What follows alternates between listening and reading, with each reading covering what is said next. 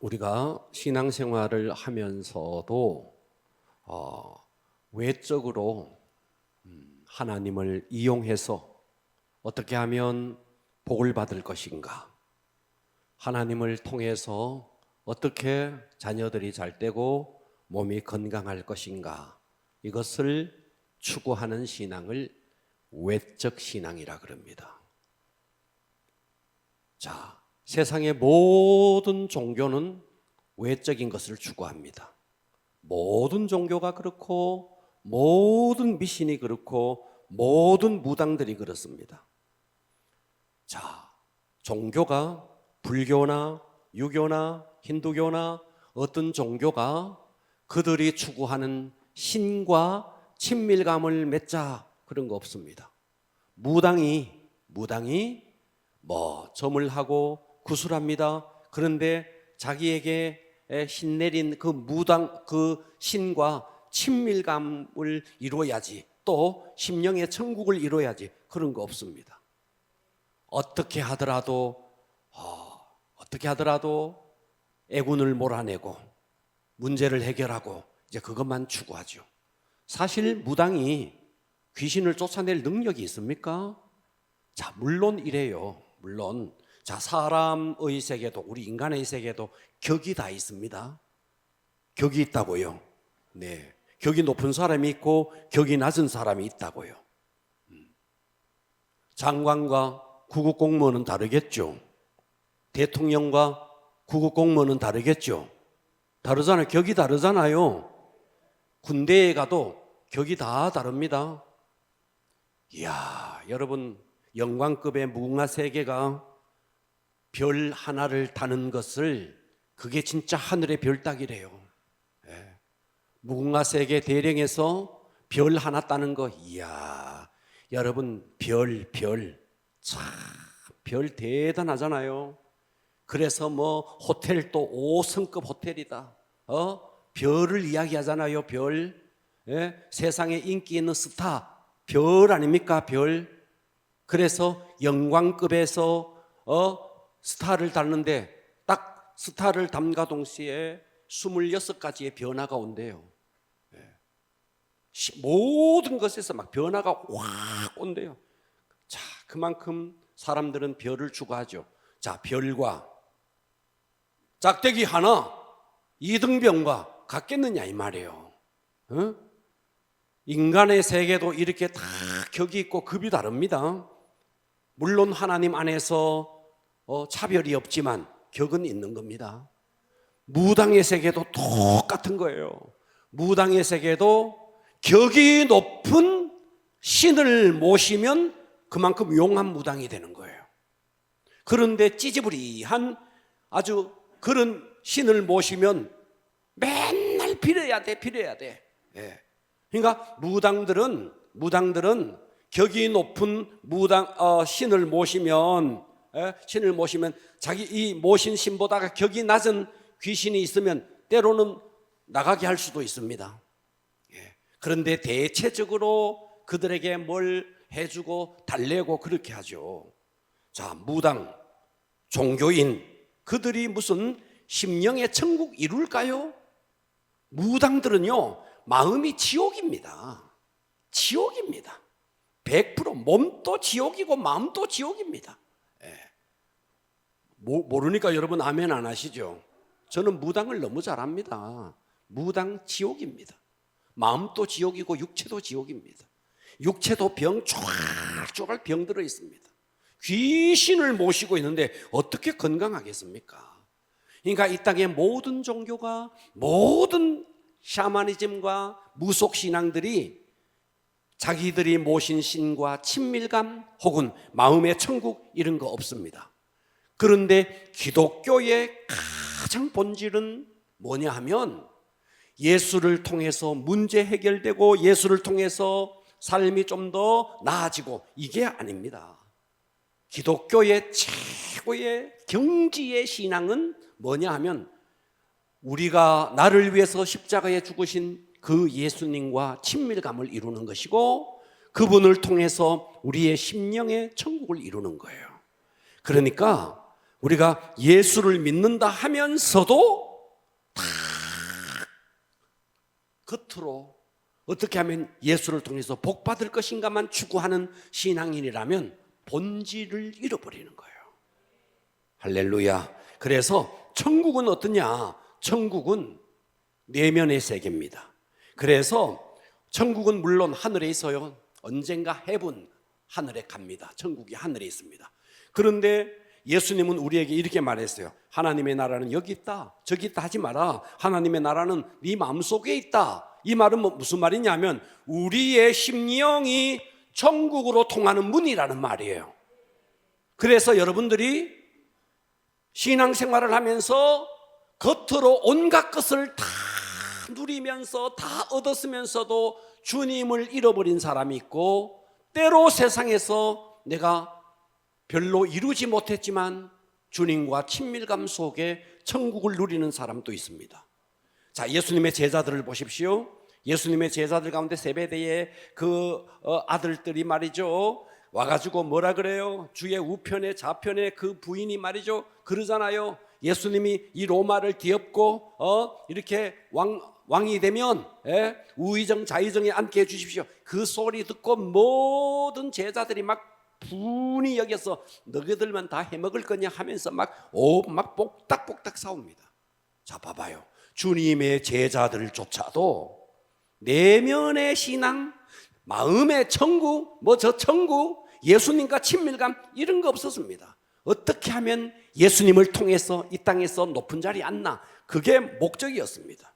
자, 그러나 주님은 우리가 성경을 깊이 알면, 여러분들이 기독교를 진짜 깊이 알면 우리는 예수를 통해서 뭘 얻을 것인가가 아니라 모든 것의 근원이 되신 그분과 깊은 관계 속으로 들어가는 것이 신앙의 가장 우선입니다. 자, 오늘 본문을 누가복음 13장을 성경을 오늘 많이 찾을 건데요, 하나하나 보십시오. 누가복음 13장 23절 보십시오. 자, 앞으로 보면서 보겠습니다. 어떤 사람이 예수님께 왔어요. 어떤 사람이 예수님께 와서 묻습니다. 뭐라고 묻느냐? 주여, 구원받은 자가 적으니까? 와, 여러분, 지금 예수님께 와서 구원받은 자가 적다는 겁니다. 그때 예수님이 말해요. 그들에게 이르시되 뭐라 그러느냐? 좁은 문으로 들어가라. 좁은 문으로 들어가라. 좁은 문으로 들어가기를 힘쓰라. 내가 너희에게 이르노니 들어가기를 구하여도 못하는 자가 많으니라. 집주인이, 하나님을 말합니다.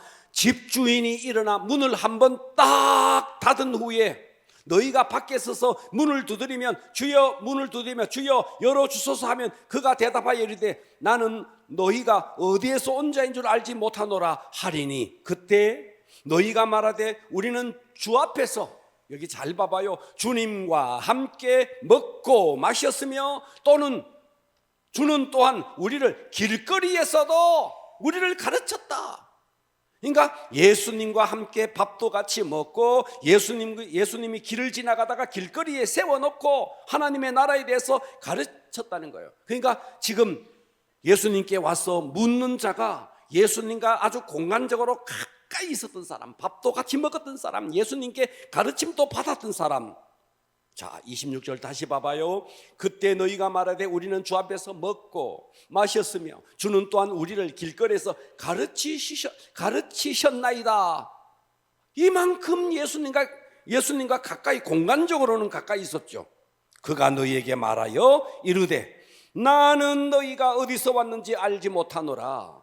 행악하는 모든 자들아 나를 떠나가라. 와, 여러분, 평생 신앙생활 했는데 언젠가 우리가 주님 앞에 딱 갔는데 내가 너를 알지 못한다, 내게서 떠나가라. 여러분, 이거 큰일 날 일 아닙니까?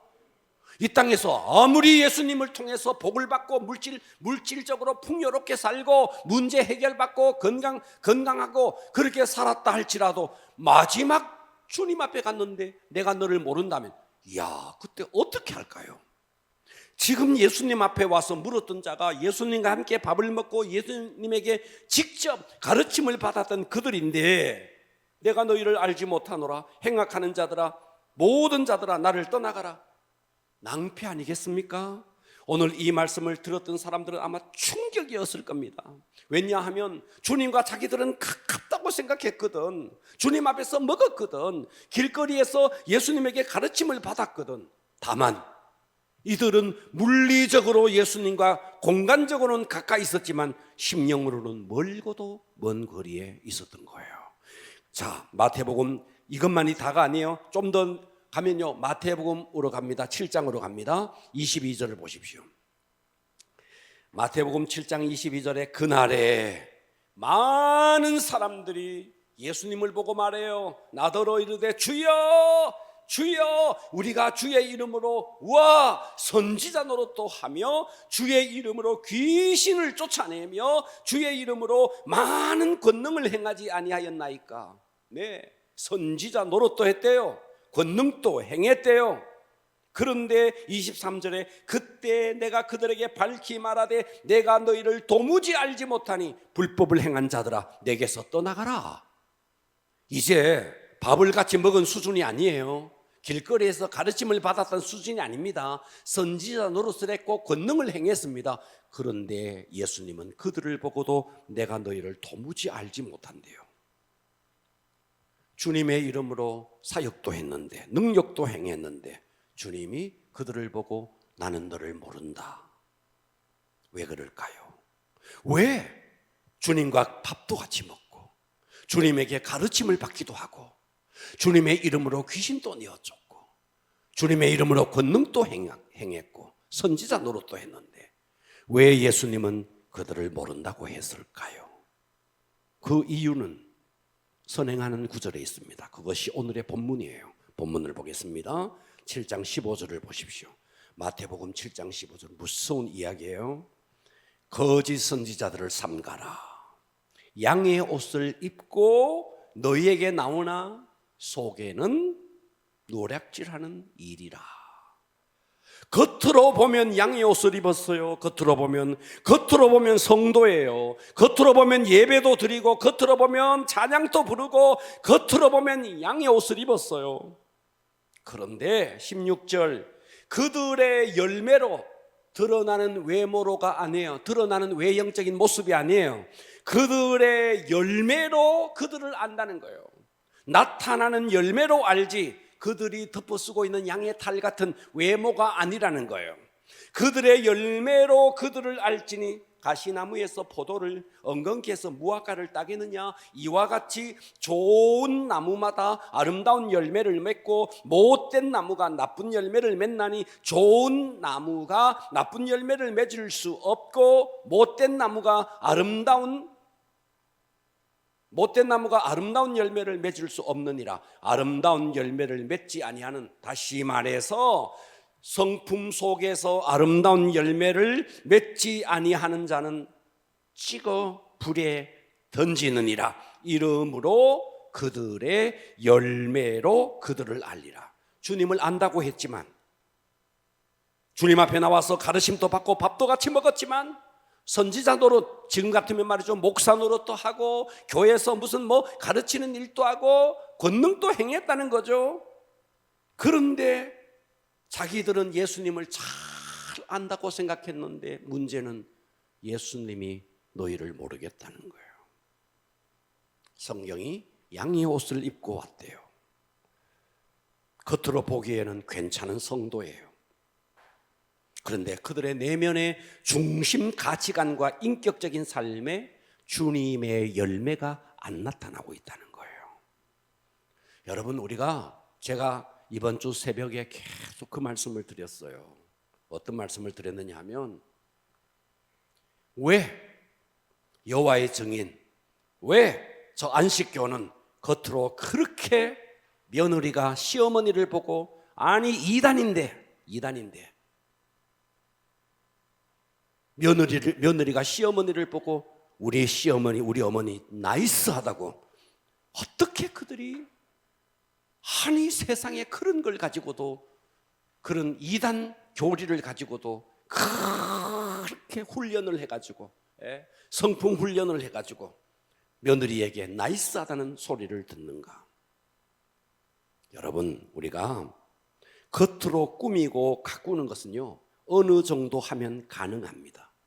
그러나 이 내면 속의 진정한 변화는 예수님의 생명이 아니고는 절대로 변하지 않습니다. 그래서 이 속에 얼마든지 울분과 억울함과 이것을 가지고 누르고 눌러서 괜찮은 사람처럼 보일 수 있습니다. 그러나 그 사람은 언젠가는 폭발할 수 있고, 이것이 내면에서 해결되지 아니한 것은요, 언젠가 폭발합니다.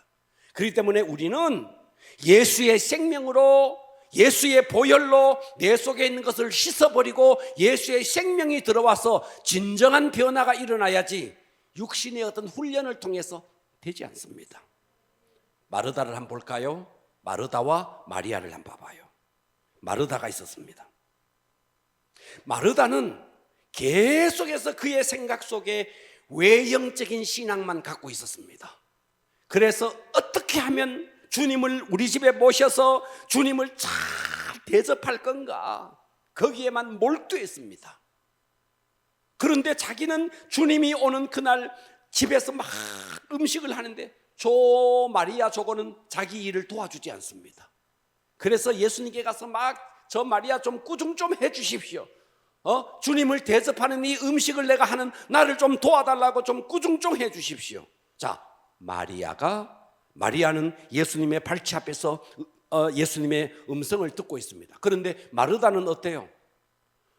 주님의 일을 하다가 이 속에서 막 불이 올라왔습니다. 뜨거운 불이 올라온 게 아니라 분노의 불이 막 올라왔습니다. 다시 말해서 교회 안에서 주의 일을 하다가 열내는 사람이 있습니다.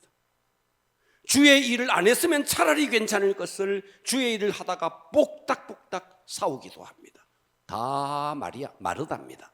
마르다는 지금 주님을 섬기면서 음식을 준비한, 대접해야 한다는 그 일념에 빠져서 외적 신앙을 추구하다가 보니까 일을 하다가 주님을 잃어버린 격이죠. 일에 빠져서 그로 인해서 분노하고, 일에 빠져서 그것 때문에 이웃을 판단하고, 그것 때문에 정죄하고, 주의 일 하다가 중요한 것은 본인의 마음속에 평화를 잃어버렸어요. 이게 마르다의 신앙이에요. 듣고 계십니까? 실컷 주님을 위해서 음식을 준비해 놓고는 정작 자기 속에 평화를 잃어버린 거죠. 교회가 행사를 할 때 보면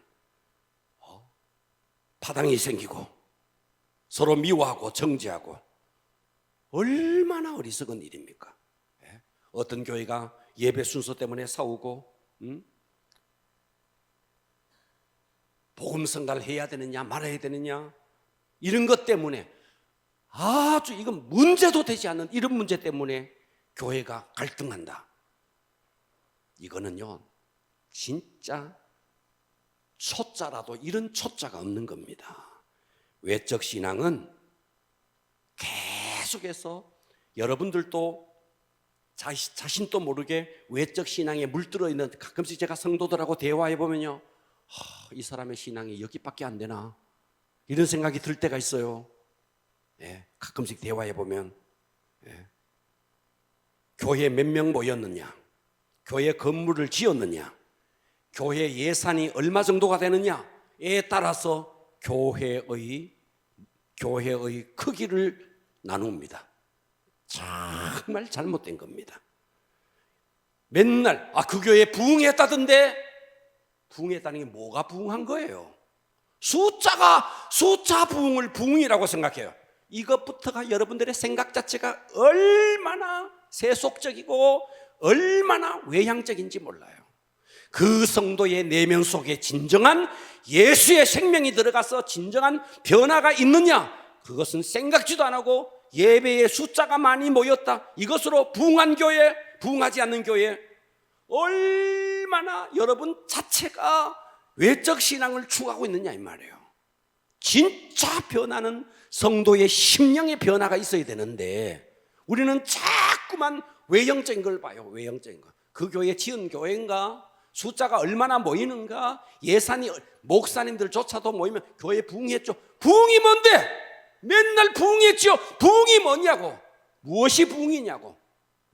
심령의 진짜 부흥이 일어나고 심령의 변화가 일어나야지. 숫자 몇 명 더 모이는 것이 부흥이냐 이 말이에요.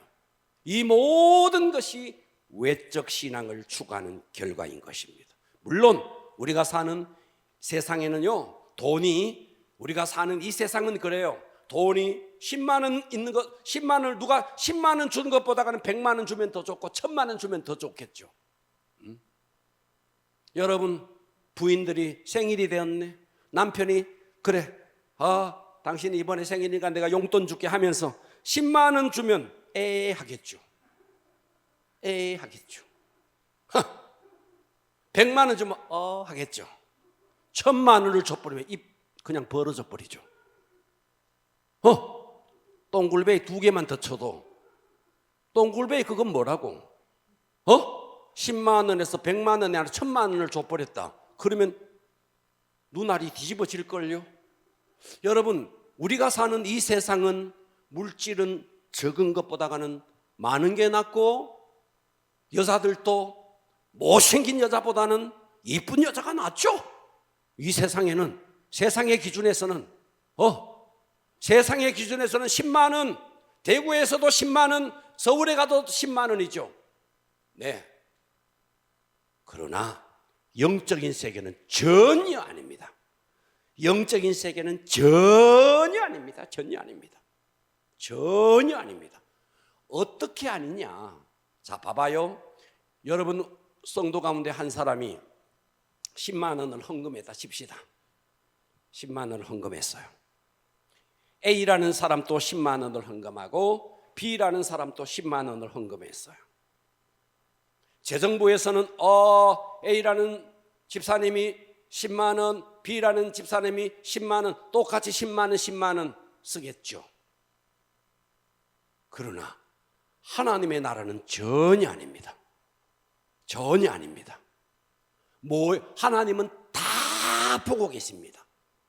그 사람의 형편 사정 다 보고 똑같이 10만 원을 헌금했다 할지라도 하나님이 봤을 때는 이 무게가 천차만별입니다. 이해가 되시죠?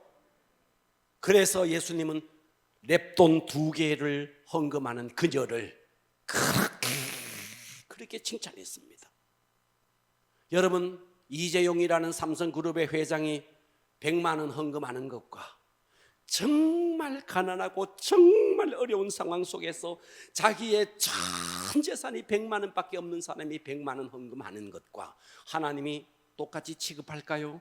절대로 똑같이 취급하지 않습니다. 하나님은 모든 상황을 다, 이 세상에서는 똑같은 물질이지만 하나님의 나라는 전혀 다르다는 겁니다. 이만큼 우리의 신앙은 외적인 것이 아니라 내적인 것이다 하는 것입니다. 언제 모든 것이 드러나는가? 고린도전서 4장 5절을 한번 볼까요? 자, 언제 모든 것이 드러나는가? 고린도전서 4장 5절에 보니까 그러므로 때가 이르기 전에 곧 주께서 오시기까지 주님이 오기 전에는 아무것도 너희들 판단하지 마라. 너희들이 판단할 거 아니다. 그가 예수님이 딱 오시면 어둠에 감춘 것들이 다 드러난다. 다 드러내고 마음의 뜻을 다 나타내리니 그때에 각 사람에게 하나님으로부터 그때 가면 다 주님이 재림에 오면 그때 가면 다 드러난다는 겁니다. 여러분, 예수님이 99마리의 양을 들에 두고 잃어버린 100마리 양 가운데 한 마리 양을 찾아 나섰습니다. 얼마나 비효율적이고 얼마나 비생산적입니까? 아니 99마리를 들에 그냥 버려두고 한 마리 양을 찾아간다? 여러분 같으면 99마리를 택하지 한 마리를 택하겠습니까? 예수님은 99마리를 그냥 두고 한 마리를 찾아갔습니다. 무엇을 말하죠? 하나님께는, 예수님께는 양이 중요한 게 아니라는 거죠. 왜 가만히 계실까요? 예. 여러분, 오늘 귀가 좀 열렸으면 좋겠습니다. 언젠가 천국에 갔을 때 제가 그동안 교회에서 참 장례식도 많이 치러봤습니다. 예. 장례식 많이 치렀습니다. 목사가 장례식을 치러주면 천국 갈까요? 목사가 장례식 치러준다고 천국 갈까요? 그거 아닙니다. 아닙니다. 저는 불신자도 장례식 치러봤으니까요. 불신자도. 여러분 교회에서 내가 이런 직책을 갖고 있다. 여러분 그것이 여러분의 영혼의 안전을 보장할 수 있을까요? 참 신기하게도 모세의 아들도 그렇고 여호수아의 아들도 그렇고 사무엘의 아들도 그렇고 다윗의 아들들도 그렇고 신기하게도 그 어마어마했던 사람들의 자식들이 영적인 사람들이 없었어요. 다윗의 자식들도 다 반역이나 일으키고 그랬어요. 사무엘의 아들도 그렇고 여호수아의 아들도 그렇고 모세의 아들도 그랬어요. 참 자식들이 제대로 된 자식들이 별로 없었어요. 무슨 말이냐? 아버지가 저만큼 영적으로 괜찮으니까 자식들이 보장받을 수, 그것도 아니라는 거예요. 그것도 혈연적인 것으로도 영적으로 천국에 갔을 때 주님이 내가 너를 알아, 아니라는, 보장이 안 된다는 겁니다. 여러분들이 교회 안에서 온갖 훈련을 다 받았다, 그것도 보장 안 됩니다. 어떤 사람 만나면 성경 몇 독에, 신학교 다닐 때 참 그런 게 많았어요. 만나면 물어요. 성경 몇 독 했느냐고.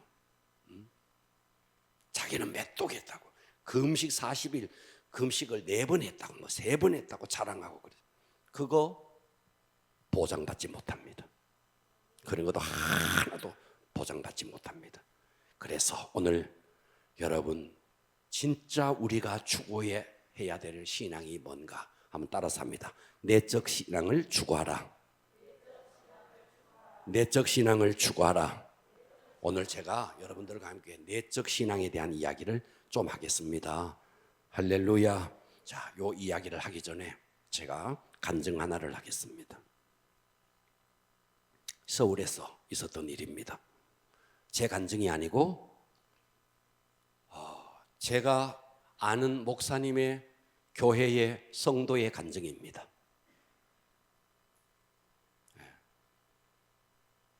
그 아는 목사님이 저에게 이 간증을 해줬습니다. 교회에서 이분이 장로님이었습니다. 사업을 크게 했습니다. 성공했습니다. 교회에서도 직분을 잘 감당했습니다. 교회에서 이런저런 일에 헌금을 하면서 정말 그 교회의 물질 일꾼이었습니다. 목사님에게도 늘 순종하는 사람이었습니다. 그런데 이분이 천국에 갔습니다. 저는 그분의 간증을 들었으니까요. 이분이 죽어서 천국에 갔습니다. 천국에 가봤더니 자기 상급이 하나도 없더래요. 하나도 없더래요. 그만큼 교회에서 헌신했는데 자기 상이 하나도 없더래요. 올라가 보니까, 천국에 딱 가보니까 자기는 완전히 껍데기 신앙이었대래요. 너무 충격을 받았어요. 너무 충격을 받았어요. 그동안 헌금도 많이 했는데, 이웃에게 구제도 많이 했는데, 천국에 정작 가보니까 자기 상급이 없더래요. 그래서 예수님 앞에서 막 몸부림을 쳤대요. 몸부림을 쳤대요. 그러다가 이분이 예수님께 너무 간절하게 매달리니까 내가 너에게 다시 저 세상으로 돌아가도록 기회를 주겠다. 이래서 이분이 돌아왔어. 다시 죽었던 사람이 살아났어요. 천국을 경험하고 돌아왔어요. 와, 이분이 다시 살아나서 신앙생활이 180도 180도 바뀌었습니다. 그동안 자기가 신앙생활을 했던 모든 것은 외적인 것을 추구했더라는 거예요. 교회에서 직분 추구하고 내가 이만큼 헌금하는 건데 말은 안 했지만 알아주기를 바랬고, 교회에서 이 정도 하면 우리 목사님이 내게 알아주겠지, 말은 안 했지만 속에 그런 생각이 있었고, 자기의 신앙생활이 너무 외적인 것을 추구했더래요. 교회에서 구제를 많이 했답니다. 가난한 사람에게 구제했답니다. 내가 저렇게 구제하면 그래도 말은 안 했대요. 저 사람이 찾아와서 내게 와서 감사하다고 인사하겠지, 말은 안 했지만 속에서 그런 것을 구했더라는 거예요. 그게 천국에 가보니까 주님 앞에서 자기의 신앙의 모든 모습이 벌거벗은 모습처럼 다 드러나더라는 거예요. 다시 돌아왔어. 그의 신앙이 180도 바뀌어졌어요. 그래서 자기의 재산을 일단 정리했어요. 전 재산을 다 팔아서 수십억을 교회에다가 헌금을 했습니다. 그리고 지금까지 자기가 외적인 신앙생활을 추구했던 그 모든 것을 하나님 앞에 와서 절절하게 회개하고 진짜 신앙, 주님 사랑하고 주님 바라보고 사람 의식하지 않고 그런 신앙으로 180도 바뀌어진 신앙생활을 했답니다. 여러분, 오늘 이 말씀을 통해서 여러분이 그렇게 되어지기를 바랍니다. 자, 따라서 합니다. 내적 신앙을 추구하라. 첫 번째, 내적 신앙은요, 여러분 이거를 추구해야 됩니다.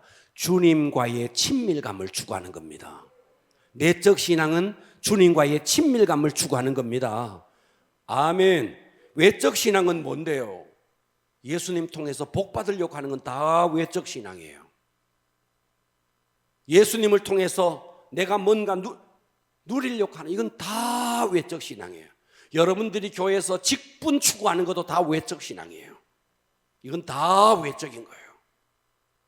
여러분은 진짜 뭐를 추구해야 되느냐 하면요, 제일 먼저 주님과의 친밀감을 추구하셔야 됩니다.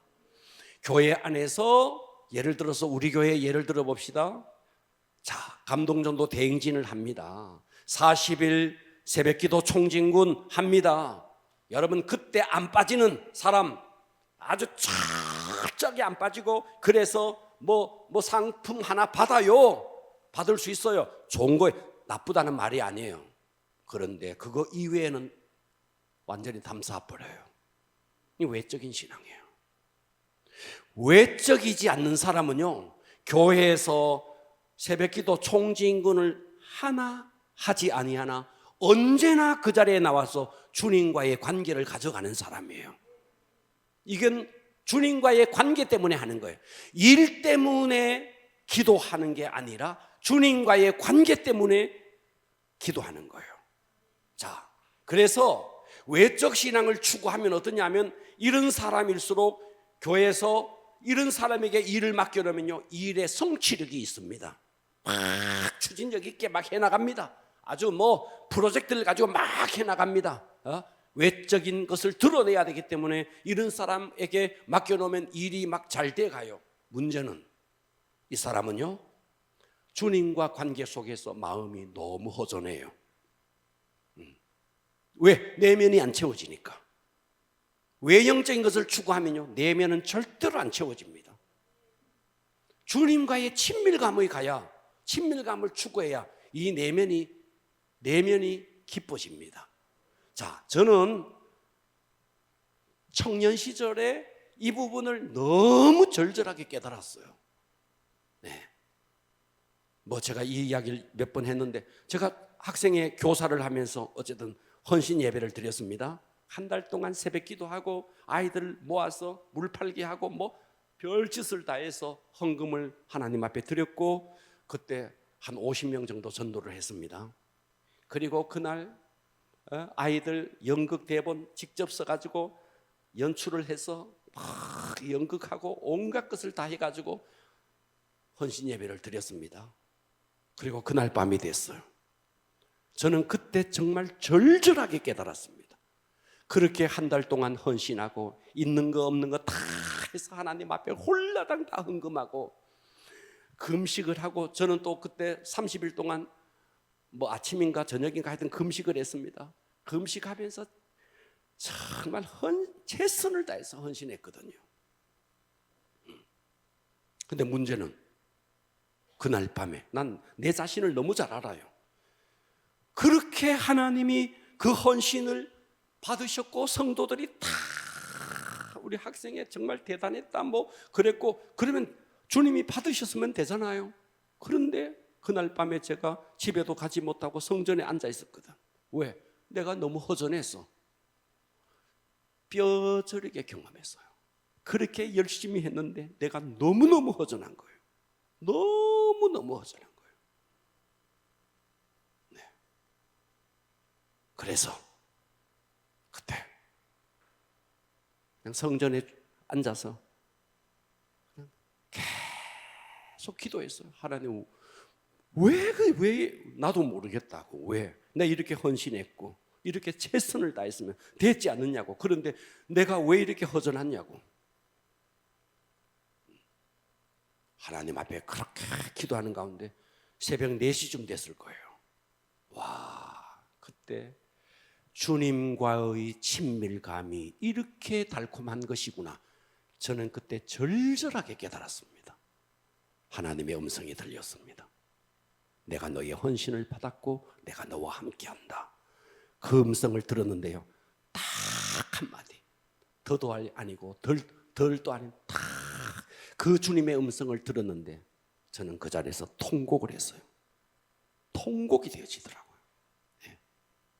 그때부터 와, 정말 신앙생활이라는 것은 내가 막 힘을 내서 열심히 하는 이것보다가 더 우선해야 되는 것이 주님과의 친밀감이구나. 와, 그때 저는 너무너무 절절하게 깨달았습니다. 여러분, 주님의 일을 많이 열심히 하고도 주님과의 친밀감을 잃어버리면 어떻게 되느냐 하면 내가 한 것이 업적이 되고 내가 한 것이 자랑거리가 되고 누가 알아주지 않으면 허전해지고 그런 겁니다. 그러나 우리는 내가 일보다가 더 추구해야 될 것이 뭐냐 하면 주님과의 친밀감입니다. 할렐루야. 여러분, 교회 안에서도 외적인 신앙을 추구하는 사람들은요, 얼마든지 교회 안에서 일을 잘 할 수 있도록 그 사람에게 일을 맡겨놓으면 잘 할 수 있습니다. 그러나 그 사람은 내적 평안을 잃어버릴 가능성이 많습니다. 대표적인 인물이 사울입니다. 사울은 계속해서 외적인 것을 추구했습니다. 결국은 어떻게 돼요? 주님과의 내적 친밀감이 없으니까 사울은 왕이 되었으면서도 계속해서 다윗을 의식합니다. 다윗 저놈이 저거 어딨노? 어디에 다윗이 있노? 머릿속에는 다윗밖에, 주님이 없고 머릿속에는 다윗밖에 없습니다. 네. 야, 그러니 어때요? 이 마음이 지옥이 되는 거죠. 결국은 어떻게 됩니까? 다윗이 죽인 게 아닙니다. 스스로 죽습니다. 이게 외적 신앙을 추구하는 자의 말로입니다. 그렇다면 내적 신앙을 추구하는 모델이 누구냐? 사무엘이에요. 사무엘은 아예 어렸을 때부터 이미 성전에 들인 바가 되었고, 이 사무엘은 계속 당시에 엘리는 하나님과 관계가 끊어졌어도 어린 사무엘이 주님과 늘 교통했습니다. 사무엘아, 사무엘아. 엘리를 부르지 않고 하나님은 사무엘을 불렀습니다. 여러분, 주님과의 이 친밀감이 회복되어지기를 바랍니다. 그래서 이것이 새벽에 와서도 기도할 때 뭘 주십시오, 뭘 주십시오보다 주님과 이 관계를 회복하기를 바랍니다. 탁 앉아서 주님 앞에 퍼질고 앉아서 주님을 좀 불러보십시오. 그리고 그 주님의 숨결을 좀 느껴보십시오. 주님의 음성을 좀 들어보십시오. 찬양을 하면서 기도가 안 될 때는 때로는 혼자 찬양을 부를 수도 있어요. 찬양의 음률과 곡조 속에서 주님을 좀 만나보십시오. 그리고 그 주님과의 친밀감을 가져보십시오. 신앙의 가장 우선이 이겁니다. 내가 어떤 일을 하기보다가 더 우선하는 것은 주님과의 친밀감입니다. 할렐루야. 내적 신앙을 추가라. 두 번째는요, 내적 신앙은요, 심령 천국을 이루는 거예요. 이것은 첫 번째와 관련되어 있습니다. 주님과 친밀감을 딱 가지면 바로 뭐가 오느냐면요, 심령의 천국이 바로 와요. 외적 신앙을 추구하면 내면의 천국을 잃어버려요. 자, 제가 좀 전에 그 이야기를 했죠. 제가 진짜 그때 열심히 했거든요. 아이들하고 일일 잡집도 하면서 막 돈 벌어서 그거 다 헌금했거든요. 얼마나 교사는 저 혼자 움직여. 물론 교사 7, 8명이 됐어요. 다른 교사들은 움직이지 않았어요. 혼자서 다 했어요. 그렇게 했는데 왜 그날 밤에 그렇게 허전했을까요? 그런데 그날 밤에 주님의 음성을 딱 듣고 주님의 임재 속으로 딱 들어가니까 그냥 모든 게 다 끝나버리더라고요. 깨달아지는 게 사역보다 우선하는 것이 친밀감이다. 여러분, 새벽에 와서 주님 앞에 진짜 주님과 나 독대를 하시면서 주님의 음성을 들으시고 그 임재 속으로 들어가는 훈련을 하셔야 합니다. 이건 개인적으로 하셔야 됩니다. 할렐루야.